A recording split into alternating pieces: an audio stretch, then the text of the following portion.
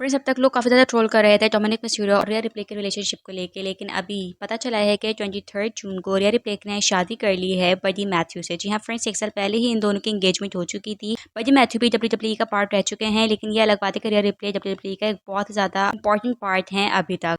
बडी Matthew और रिया replay की 1 साल पहले ही एंगेजमेंट हो चुकी थी और अब सभी वेट कर रहे थे बस उनकी शादी का या उनके रिश्ते के टूटने का। जैसा कि आपको पता ही है कि भाई इन अमेरिकन के रिश्ते कब जुड़ते हैं और कब टूटते हैं बिल्कुल भी पता नहीं चलता। खैर फाइनली इन लोगों ने भी शादी कर ली है और इन्होंने बिल्कुल एक नॉन ट्रेडिशनल तरीके से शादी की है। जी हाँ फ्रेंड्स, वैसे नॉर्मली जो अमेरिकन की वेडिंग थीम होती है वो होती है व्हाइट, तो इन्होंने भाई बिल्कुल ही इसका अपोजिट किया है। जी हाँ फ्रेंड्स, इनकी जो वेडिंग थीम थी वो बिल्कुल ब्लैक थी और इन दोनों दुल्हन दुल्हन ने ब्लैक ड्रेस और ब्लैक गाउन ही पहना था, यानी कि टोटल ब्लैक अटायर और ब्लैक थीम थी, जिसमें रिया रिप्ले बहुत ही ज्यादा खूबसूरत लग रही थी और बडी मैथ्यू भी बहुत ज्यादा खुश नजर आ रहे थे। फाइनली इन दोनों ने अपनी एक नई जिंदगी की शुरुआत कर ली है। भाई अब आगे जाकर सिर्फ हमें ये देखना है कि हमें क्या रिएक्शन देखने को मिलता है डोमिनिक मिस्टीरियो का और साथ साथ लिव मॉर्गन का भी। यार सबको पता है कि रिया रिप्ले और डोमिनिक मिस्टीरियो किसी रिलेशनशिप में तो नहीं थे, लेकिन हाँ उनकी फ्रेंडशिप बहुत ज्यादा जबरदस्त थी, जिसमें डोमिनिक मिस्टीरियो ने कहीं ना कहीं रिया रिप्ले को डिच तो जरूर किया है। भाई डर्टी डोमिनिक मिस्टीरियो को लिव मॉर्गन की वजह से मिल चुका है एक नया वर्ड। जी हाँ फ्रेंड्स, सेलिना वेगा जो कि रिया रिप्ले की काफी ज्यादा अच्छी फ्रेंड है, उन्होंने डोमिनिक मिस्टीरियो को स्लोपी सेकंड कहना शुरू कर दिया है। ये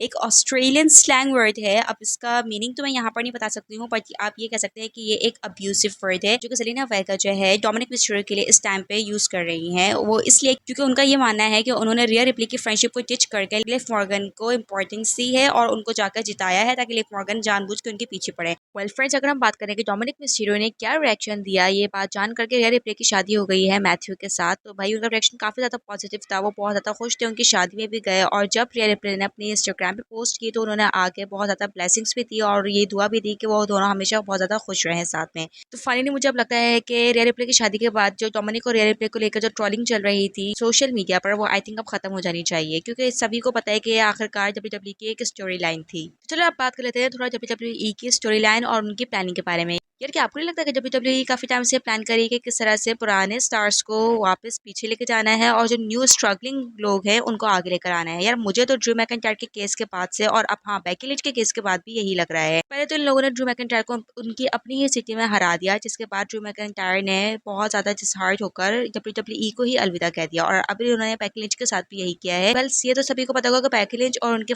हस्बैंड सेथ रॉलिन्स दोनों ने ही WWE से थोड़ा ब्रेक लिया है, लेकिन क्या आपको पता है कि बेकी लिंच ने ब्रेक लिया क्यों है? जब डोमिनिक मिस्टीरियो की मदद के बाद लिव मॉर्गन से हार गई थी बेकी लिंच अपनी चैंपियनशिप बेल्ट, तो उसके बाद बेकी लिंच ने दोबारा से चैलेंज किया था लिव मॉर्गन को कि तुम जो है डिफेंस करो अपनी चैंपियनशिप को, जिस पर लिव मॉर्गन ने साफ साफ बेकी लिंच को कहा था कि अगर मैं इतना बड़ा मैच करूंगी तो भाई विदाउट एनी शर्ट तो बिल्कुल भी नहीं करूंगी, यानी कि अगर ये मैच में जीत जाती हो तो तुम्हें जो है WWE से रिटायरमेंट ले लेनी चाहिए। बेकी लिंच ने ये बात मानी तो नहीं थी, लेकिन हाँ ये मैच जरूर हुआ और इस मैच में फिर से बेकी लिंच बहुत बुरी तरह से हार गई। हालांकि उन्होंने अपनी पूरी एफर्ट्स लगाई थी, लेकिन फिर भी वो लिव मॉर्गन से हार गई। अब जैसे कि सबको पता ही है कि ये सब ऑब्वियसली WWE की कोई स्टोरी लाइन ही थी, तो आखिर WWE ने ऐसा किया ही क्यों कि बेकी लिंच को हरा दिया, वो भी तब जब लिव मॉर्गन साफ साफ कह चुकी थी कि तुम्हें WWE इस हार के बाद छोड़ देना चाहिए। और आखिर को यही हुआ। इस हार के बाद बेकी लिंच ने दिल बर्दाश्ता होकर WWE को कुछ टाइम के लिए अलविदा कह दिया है। इसके पीछे सबसे बड़ा रीजन मुझे तो यही लग रहा है कि WWE ने इतना सब कुछ होने के बावजूद बेकी लिंच को हारने पर मजबूर किया अपनी स्टोरी लाइन की बेस पर। यार ये एक तो इंसिडेंट या आप कह सकते हैं कि एग्जाम्पल देखने के बाद तो मुझे यही लग रहा है कि WWE वाकई में अब ये चाहती है कि जो बहुत पुराने स्टार्स हैं या थोड़ा पीछे हैं और जो पीछे जो स्ट्रगलिंग लोग हैं वो आगे आए और न्यू स्टार्स बने।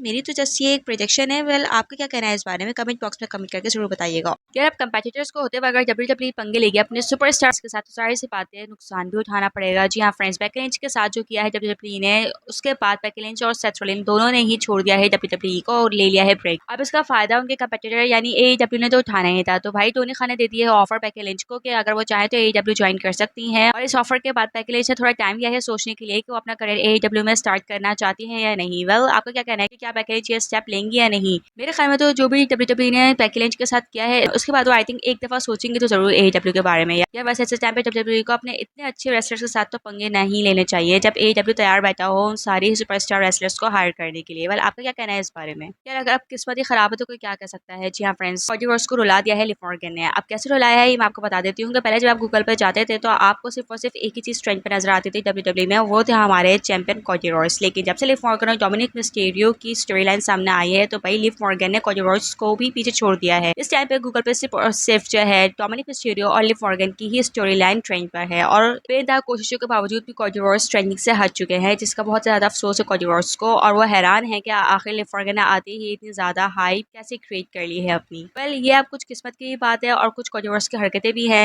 आपका क्या कहना है इस बारे में? क्या वाकई में उनकी किस्मत खराब चल रही है या वो अपनी चैंपियनशिप को मेंटेन ही नहीं कर पा रहे हैं, जिसकी वजह से वो अपनी पॉपुलैरिटी को खोते जा रहे हैं WWE में और अपने फैंस के सामने भी। और हाँ, जाने से पहले लाइक करके तो जाएंगे ही आप, ये तो मुझे पता ही है भाई, साथ साथ सब्सक्राइब करके भी जाना होता है और बेल आइकन का भी बटन प्रेस करना होता है ताकि आप लोगों को आने वाली मेरी न्यू वीडियोस की अपडेट मिलती रहे। Thank you for watching my channel.